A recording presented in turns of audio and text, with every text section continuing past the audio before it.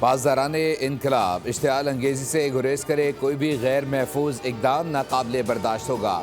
امریکی central command نے خبردار کیا کہ ایران نے آبنائے ہرمز میں اتوار سے 2 روزہ بحری مشقوں کا اعلان کیا ہے۔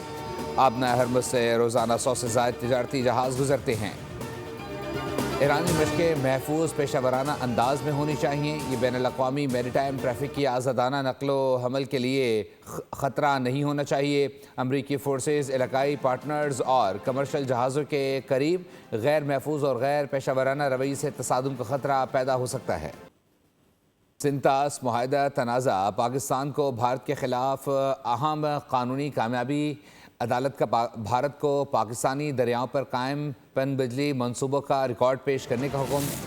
عالمی ثالثی عدالت نے کہا ہے کہ بھارت 9 فروری تک ویلگیار اور کشن گنگا کے آپریشنل لاگ بکس جمع کرائے۔ ریکارڈ فراہم نہ کرنے کی صورت میں بھارت کو باضابطہ وجہ بتانا ہوگی۔ عدالت نے کہا ہے کہ پاکستان 2 فروری تک واضح کرے کہ کون سی دستاویزات چاہتا ہے۔ کیس کے دوسرے مرحلے کی سماعت 2 اور 3 فروری کو دی ہیگ میں ہوگی۔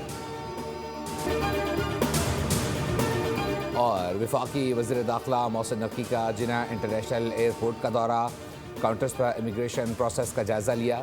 بیرون ممالک جانے والے مسافروں سے ملے اور امیگریشن پروسیس سے متعلق پوچھا۔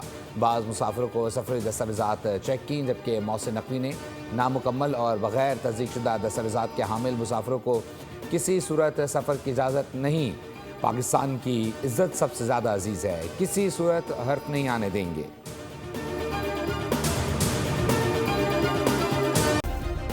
سبسکرائب کریں اور بیل دبائیں تاکہ کوئی خبر رہ نہ جائے۔